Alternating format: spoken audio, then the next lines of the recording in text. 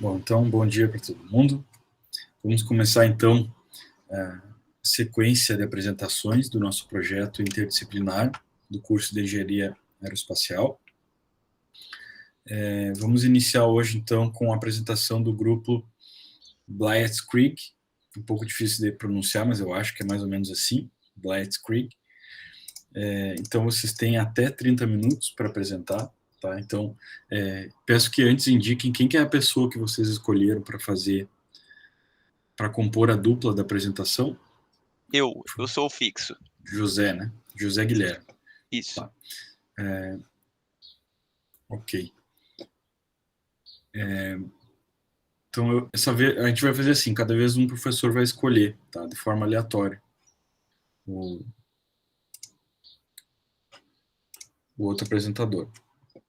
Tá? Então, a princípio eu vou escolher, então, o Alisson. Certo. Ok, Alisson?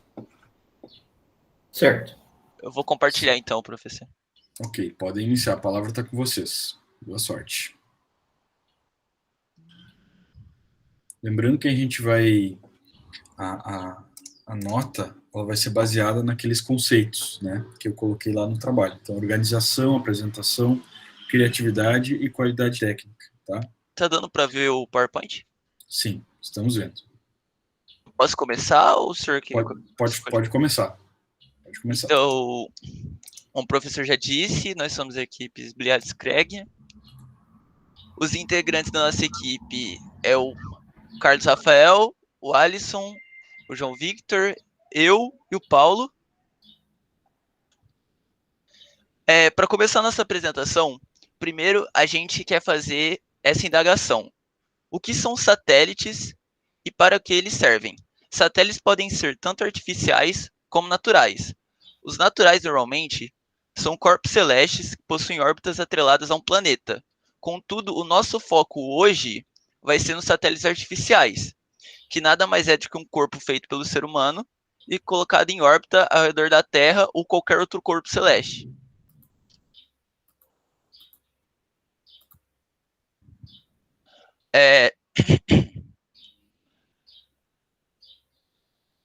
Para completar, existem satélites de todos os tipos e tamanhos e de variadas funções à missão que ele está atrelada. Para exemplificar isso, o primeiro satélite lançado, o famoso Sputnik 1, lançado pela extinta União Soviética em 1957, com conquista da Guerra Fria e marco da humanidade. Agora a gente vai falar um pouco sobre os subsistemas de satélites, que são o subsistema de potência, que ele é responsável por gerar a energia das placas voltaicas para elas serem armazenadas e depois serem distribuídas pelo subsistema de energia, que é responsável por distribuir energia a todos os outros subsistemas. O subsistema de controle de atitude, que ele é responsável pelo apontamento do satélite e também controlar a sua posição no espaço, das placas fotovoltaicas, etc. O subsistema térmico, que ele é responsável por manter os equipamentos do satélite na faixa de temperatura correta ou na temperatura nominal. O subsistema de controle de bordo, que ele é responsável pelo processamento da entrada e saída de dados do satélite e também pelo reconhecimento de seus dados internos. O subsistema de telemetria, rastreio e comando, que é responsável por enviar e receber dados a partir da estação terrena. Ele faz o acompanhamento do funcionamento do satélite. O subsistema estrutural, que é o que dá a forma e é responsável pela proteção e movimentação do satélite. E o subsistema propulsivo, que é o responsável por alterar o satélite de órbita, fornecer o impulso necessário para manter o controle de altitude ou órbita. Aqui a gente tem o ciclo de vida de sistemas espaciais, de acordo com a NASA, que onde ocorre a fase pré-A. É o estudo de viabilidade de sistema. O que é o estudo de viabilidade de sistema? Primeiro é feita uma análise para ver se aquele sistema vai ser necessário para cumprir aquela função e se isso vai ser viável, se o dinheiro que vai ser investido naquele sistema vai ser essencial para cumprir aquela missão. Vai ser algo que seja possível. A fase A, análise, requisitos e concepção da missão espacial. É feito uma pré-análise. É feita uma análise do que aquele satélite vai precisar fazer, como ele vai fazer aquilo e de que forma ele vai fazer aquilo. Depois realizado o projeto do satélite, na fase B, na fase C é o desenvolvimento e fabricação, na fase D é a integração de todos os subsistemas, a payload. Depois é feito o lançamento e validação. Na fase E, esse satélite já está em operação, executando a missão que ele foi designada. E na fase F, é descartado o sistema. Lembrando que o sistema pode ser descartado de diferentes formas. Tanto deixado como lixo espacial em órbita, como ele pode ter um prazo de validade, onde após aquele prazo ele vai entrar em uma órbita mais próxima da Terra, onde ele vai cair no oceano ou se desintegrar. Lembrando que esse ciclo de vida é de acordo com a NASA. Cada empresa tem o seu próprio sistema de ciclo de vida. Aqui é só um adendo que os satélites podem ser classificados a partir do seu peso, onde o Femtosat pesa menos que 100 gramas, o Picosat de 0,1 kg a 1 kg, o Nanosat de 1 kg a 10 kg, o Microsat de 10 kg a 100 kg, mini satélites de 100 kg a 500 kg, satélites médios de 500 kg a 1000 kg, e satélites grandes pesam mais que 1000 kg. Aqui a gente trouxe um exemplo de alguns satélites brasileiros, fazendo um adendo maior ao Amazônia 1, que é um satélite atual 100% brasileiro, que é um satélite de monitoramento, contudo ele detém da plataforma multimissão para cumprir outros requisitos. A gente tem o Nanosat CBR-2, que foi lançado pela UFSM, e o Cerberus 4A, que foi um satélite realizado em parceria entre Brasil e China. Aqui a gente vai falar um pouco sobre os tipos de órbita, porque cada satélite é lançado de forma estratégica em uma órbita específica. Por exemplo, a órbita geoestacionária, onde o satélite acompanha a rotação da Terra. Na órbita geoestacionária, normalmente são lançados satélites de imageamento, meteorologia, porque eles precisam fazer atualizações daquela designada área de 5 em 5 minutos e de monitoramento. Na baixa órbita, que ela fica localizada abaixo da órbita geoestacionária, são lançados satélites de telecomunicações e também uma curiosidade é que a Estação Internacional Espacial fica em baixa órbita. Na média órbita, que ela fica localizada abaixo da geoestacionária e acima da baixa órbita. Na média órbita, normalmente são lançados satélites de GPS, ou seja, de geolocalização. Na alta órbita, apenas uma curiosidade, que o monitoramento soviético na Guerra Fria foi feito em alta órbita e que satélites normalmente lançados em alta órbita levam mais de 24 horas para realizar o movimento de translação em volta da Terra. Na órbita polar, são lançados satélites que fazem imageamento longitudinal, ou seja, de norte a sul ou de sul a norte, e satélites de observação de superfície.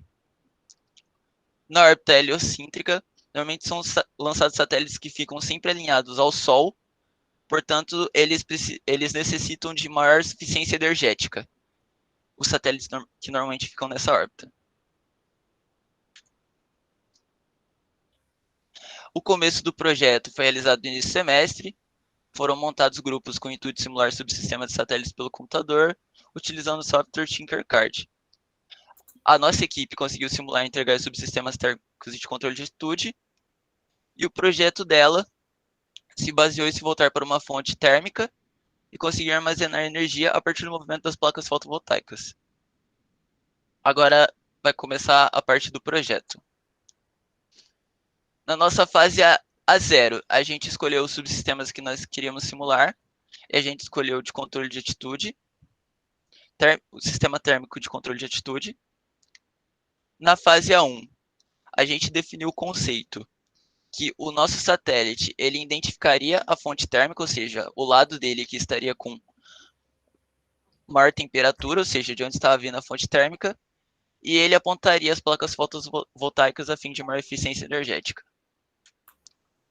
Na fase A2, nós fizemos o planejamento do que esse subsistema nosso precisaria fazer para cumprir os requisitos dos subsistemas escolhidos, que foi identificar uma fonte térmica, registrar as informações recebidas da fonte térmica, rotacionar a face frontal do sistema para a fonte térmica, ser ligado pelo operador e ser desligado pelo operador. No nosso diagrama de máquina de estados definidos, ele explica como funciona o nosso subsistema. Primeiro, o switch é ligado e ele entra em espera. Se alguma temperatura for indicada, que no caso é representada pelos nossos potenciômetros, ela vai ser registrada em cada uma sensores. Assim que ela é registrada, ela é informada para o sistema realiza uma espera de 2 segundos, ele analisa as 3 temperaturas, e a partir disso, ele identifica e mostra a maior temperatura, e aponta o sistema para onde está essa maior temperatura.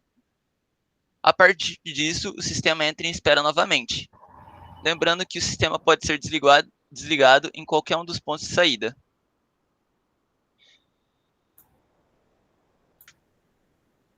Na fase B2, nós separamos os componentes que nós queríamos para designar cada função do nosso subsistema. Ou seja, a gente precisava ligar e desligar o sistema. Qual componente seria responsável por isso? Nós designamos o switch. Iria ser necessário indicar os níveis de temperatura. Nós decidimos que os LEDs iriam indicar os níveis de temperatura. O que iria simular a rotação da face frontal do sistema para a fonte térmica? Usamos o motor CC. E para simular a temperatura para outros componentes, usamos potenciômetros.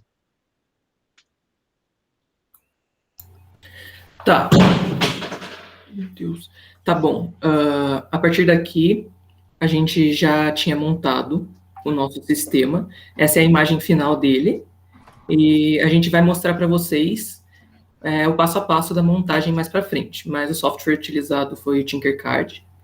E essa é a imagem final dele, como que ele se apresenta para funcionamento. Pode passar.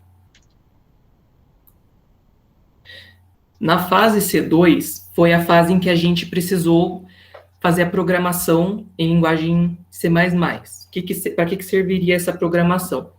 Se não houvesse a programação do sistema, todas as peças que estão lá ligadas, como vocês viram, serviriam como um peso morto apenas, porque a programação vai mostrar para a máquina o que ela tem que fazer, a maneira como ela tem que agir para entregar para a gente os resultados que a gente espera.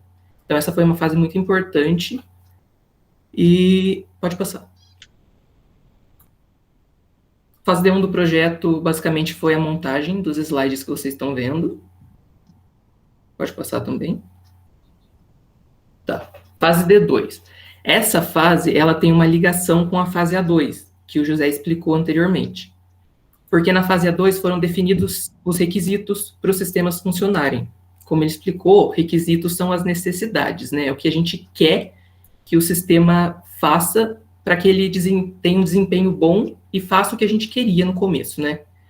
Então, nessa fase foram feitas as análises para ver se esses requisitos impostos na fase A2 foram ou não verificados, eles foram validados ou não. Aí tá as formas de demonstração de cada requisito. Por exemplo, o primeiro, que era o requisito da fase A2, ser capaz de identificar uma fonte térmica. Depois que a gente montou, programou tudo certinho, a gente conseguiu verificar, esse requisito estava sendo atendido, e como a gente podia demonstrar isso? Conectar os potenciômetros e alterar os valores deles, que é por meio dos potenciômetros que a gente simularia essa fonte térmica. e assim por diante. Por exemplo, o requisito 2 era registrar a informação térmica, né? Ou seja, a gente podia alterar os valores dos potenciômetros que o sistema se comportaria de um jeito diferente. Ou seja, também foi verificado, e assim por diante. Todos os requisitos da fase A2 foram verificados, o que mostra que o nosso sistema cumpre com o que foi proposto no começo do projeto. Pode passar, José.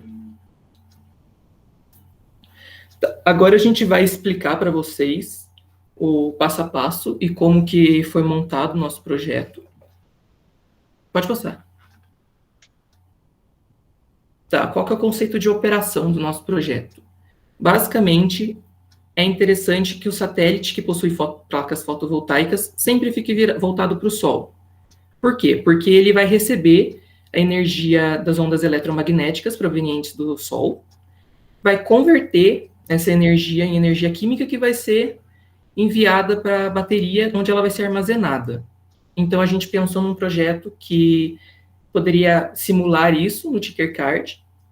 Então, teriam 3 faces, vamos dizer assim, no nosso projeto, e a gente precisaria medir 3 temperaturas diferentes para saber qual face do sistema estaria virado para a fonte térmica. A partir disso, o sistema ele deve ser capaz de pensar, tá, eu devo ou não devo rotacionar, né? Porque vamos dizer que a face não está voltada para a fonte térmica, consequentemente, ela não vai ser a face mais quente. Então, não tem necessidade de rotação. Agora, se já está voltada para a face mais quente, que seria voltada para a fonte térmica, haveria necessidade de rotação do sistema. Então, nosso projeto, a partir da programação que a gente fez, ele tem que ser capaz de identificar se é necessário ou não rotacionar, e, ao mesmo tempo, ele tem que ser capaz de mostrar para a gente se essa temperatura mais alta, ela é baixa, média ou alta. Vai ficar mais claro quando a gente apresentar o projeto em si, para vocês verem, mas esse é o conceito de operação do nosso sistema. Pode passar, José. Tá, a ligação com a realidade agora. Por que a gente pensou em fazer isso? Pelo seguinte motivo. Satélites, como eles estão no espaço, não tem como a gente carregar eles, né, numa tomada ou coisa parecida. Então, é interessante que o satélite possua um sistema capaz de, entre aspas, gerar energia, né, para ele continuar a operação dele por um tempo indeterminado. Muitas vezes, esses satélites, eles apresentam placas fotovoltaicas, que vão converter, que nem eu disse, a energia das ondas eletromagnéticas provenientes do Sol em energia química, que vai ser armazenada na bateria. Ou seja, esse satélite ele vai conseguir se autocarregar, se ele estiver voltado para o Sol. Então, essa é uma ligação com a realidade que a gente pode traçar, né? Sempre que possível, o satélite vai rotacionar para sempre estar apontado para o Sol e poder se autocarregar e nunca ficar sem energia. Outra função do nosso projeto seria mostrar, que nem eu disse, as 3 temperaturas, baixa, média ou alta. Por que isso é interessante? A gente pode pensar no seguinte fato. Se a temperatura está baixa, tá tudo certo, não há perigo para os componentes, não precisa de intervenção nem nada. Se a temperatura registrada for média, a gente já fica no estado de alerta. Agora, se a temperatura registrada for alta, isso pode trazer problemas para o funcionamento do satélite e para alguns componentes dele. Então, é sempre bom ter esse controle, se a temperatura registrada é baixa, média ou alta. Pode passar. Tá, agora vai começar a parte da oficina, Tinkercad, que a gente vai mostrar para vocês como a gente montou o nosso projeto. Vocês vão ser capazes também de montar, se vocês quiserem. Os componentes utilizados foram esses, 3 potenciômetros, 3 LEDs azuis, um LED verde, um amarelo e um vermelho, um Arduino Uno, motor CC, um switch, 6 resistores de 200 ohms e 2 protoboards pequenas. A gente usou isso para fazer o nosso projeto. Pode passar. O primeiro passo do projeto é colocar os componentes, as 2 protoboards uma em cima da outra e o Arduino do lado. Isso vai ajudar com a fiação que a gente vai ter que montar depois. Pode passar. Tá, o segundo passo vai ser a gente colocar os LEDs e ligar eles nas respectivas portas ali. A cor dos fios que a gente vai utilizar não importa, é meramente para não embaralhar muito a cabeça. A gente colocou fio vermelho para o LED vermelho, fio amarelo para o LED amarelo, mas a cor do fio não importa. A fiação importa. Então, por exemplo, o LED vermelho está conectado na porta 9.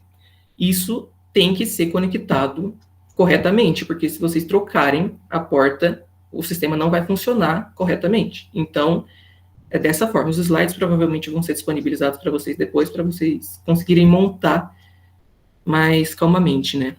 Pode passar. Agora a gente vai ligar os resistores nos LEDs. Quando vocês pegarem os resistores na página de objetos, né, do Tinkercad, ele vai estar setado, vai estar configurado como 1 kΩ ou 1000 ohms, né, a mesma coisa. Interessante que vocês mudem de kΩ, que é o K-ohm, né, para ohms, e troque 1 para 200, para o devido funcionamento dos LEDs. Nessa parte também a gente tem que conectar os resistores na parte negativa, na linha negativa da protoboard, como mostrado na figura. Pode passar. O quarto passo, a gente vai conectar os potenciômetros na protoboard de baixo, seguindo essa imagem aí. Mais uma vez, a cor dos fios não importa, mas é importante que o pino da esquerda do potenciômetro seja ligado na parte positiva da protoboard e o pino da direita seja ligado na parte negativa da protoboard. Senão não vai funcionar. Pode passar. Agora, o quinto passo, a gente vai conectar os potenciômetros nas portas analógicas do Arduino. Isso vai possibilitar com que a gente os potenciômetros consigam enviar informações para o Arduino processar. É importante que os potenciômetros nessa ordem sejam ligados naquelas respectivas portas que vocês estão vendo ali do Arduino, porque se vocês trocarem também a ordem não vai funcionar. Pode passar. O sexto passo vai ser conectar o switch e o motor CC. Dessa forma também, não tem muito segredo. Na figura da direita, vocês podem ver a fiação do motor CC, e na figura da esquerda, com o motor CC já instalado, porque ele ia ficar na frente da fiação, então a gente resolveu colocar uma imagem do lado para mostrar. Pode passar. Sétimo passo é agora ligar uma protoboard na outra, porque senão não vai conseguir haver a fluência, né, da corrente elétrica de uma protoboard para outra, então a gente tem que conectar. É basicamente ligar uma porta positiva lá de baixo com a porta negativa de cima das protoboards e ligar uma na outra como está na imagem, para poder fluir a corrente elétrica em todos os componentes. Pode passar? O oitavo passo foi a gente colocar o nosso código, que, como eu disse, é o cérebro do nosso projeto, né? Sem o código, o projeto vira um peso morto, ele não faz nada. A gente vai provavelmente disponibilizar para vocês também o arquivo com o código para vocês poderem rodar certinho. Pode passar. Agora a gente vai falar um pouco do curso de Engenharia Aeroespacial no Brasil. Pode passar. A engenharia aeroespacial, primeiro de tudo, é um ramo da engenharia que lida com projeto, construção, manutenção de aeronaves, sejam elas militares ou comerciais, né? Veículos espaciais, foguetes e até satélites. Tem algumas imagens ilustrativas aí para vocês verem. A primeira e embaixo da primeira seriam mais ligadas para a área aeronáutica, e a segunda e a de baixo da segunda mais para a área espacial da engenharia. A gente pode atuar nesses dois ramos. Outro ramo da engenharia aeroespacial é gerenciamento das atividades que ocorrem no espaço e também a coordenação de sistemas de tráfego aéreo. Também é um ramo de aeroespacial que a gente pode atuar. Existem poucas universidades no Brasil que lecionam, né, engenharia aeroespacial. A maioria delas são universidades públicas, em que o governo paga para você estudar, né? A gente tem a Universidade Federal de Santa Maria, a Universidade de Brasília, a Federal de Santa Catarina, a Federal do ABC, o ITA, temos também a UFMG, E a única que é, de todas que é particular é a Universidade das Américas, né, Uniamérica. É uma universidade particular, como eu disse, e como vocês podem ver, só tem ela, porque o custo de manutenção do curso de aeroespacial é muito grande. Então, normalmente, não existem muitas universidades privadas que oferecem o curso. Pode passar. Agora a gente vai falar da engenharia aeroespacial na UFSM. É interessante saber que a UFSM, o curso de engenharia aeroespacial na UFSM tem parceria com o INPE, que é o Instituto Nacional de Pesquisas Espaciais. Tem até uma sede do INPE dentro da UFSM. Isso é bem interessante. Que viabiliza muitos projetos, como o do NanoSat CBR-2, que foi um satélite desenvolvido na UFSM em parceria com o INPE. Ele foi lançado em março de 2021, no cosmódromo de Baikonur, no Cazaquistão. E bem interessante saber que a gente conseguiu montar um satélite na universidade e lançar, e ele ainda se encontra em órbita, né? O curso de aeroespacial na UFSM começou em 2015, recebendo graduandos, né? E o tempo para você terminar esse curso é de 10 semestres no mínimo. Ou seja, 5 anos. 2 turmas já se formaram desde o começo.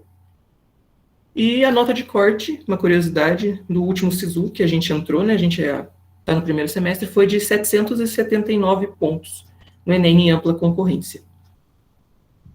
Pode passar. Acho que era isso.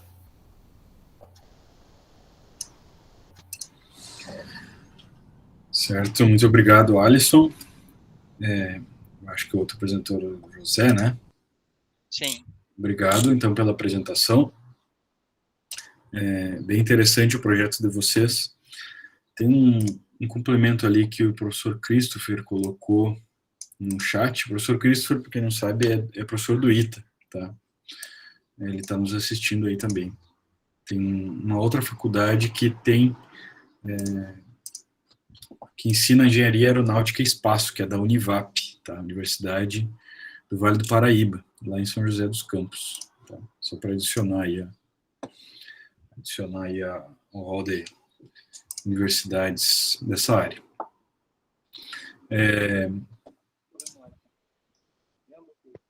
Só fazendo uma adenda, Eduardo. Pode falar. A Universidade Federal do Maranhão está nucleando também. O Oswaldo Loureira, né? A Crux passou para ser professor lá, né? Então eles estão criando um núcleo, né, bem grande, então em breve vai constar o deles também. Interessante. Então, mais um aí. Então, deve estar germinando lá o curso, né? Em seguida, a gente vai ouvir falar deles, com certeza. Obrigado, professor Christopher. Bom, eu não tenho muitos comentários aí sobre a apresentação, porque agora, em vez de fazer comentários, a gente dá nota, né? Então, se o professor Marcelo aí que estiver assistindo tiver também algum comentário, pode fazer, por gentileza.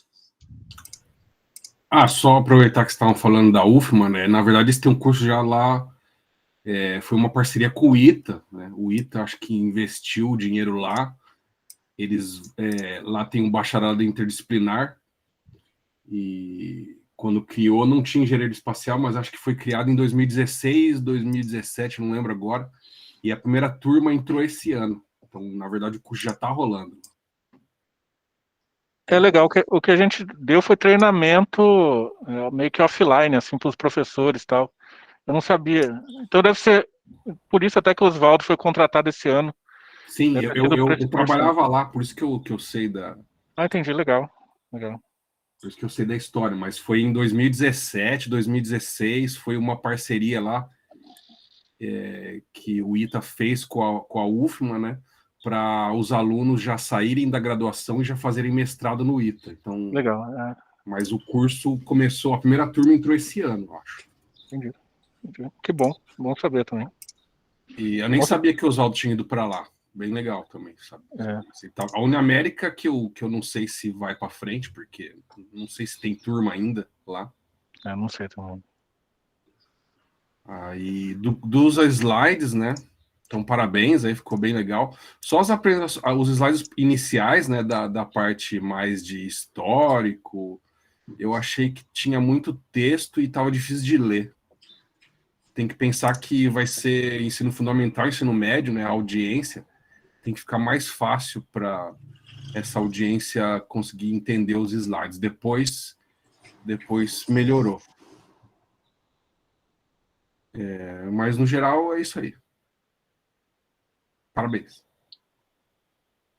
Bom, perfeito, Obrigado, então. professor. Obrigado, então, todos os alunos aí pela apresentação, pelo desenvolvimento do projeto, ficou muito bom, tá?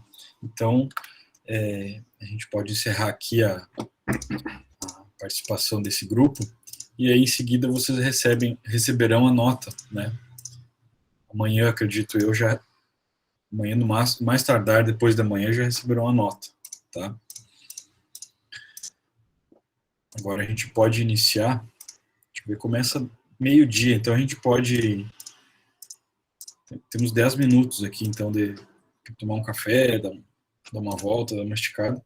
Daqui 10 minutos a gente volta, então, exatamente ao meio-dia, para a apresentação da equipe Apollo 1, fazer a apresentação do seu trabalho, certo?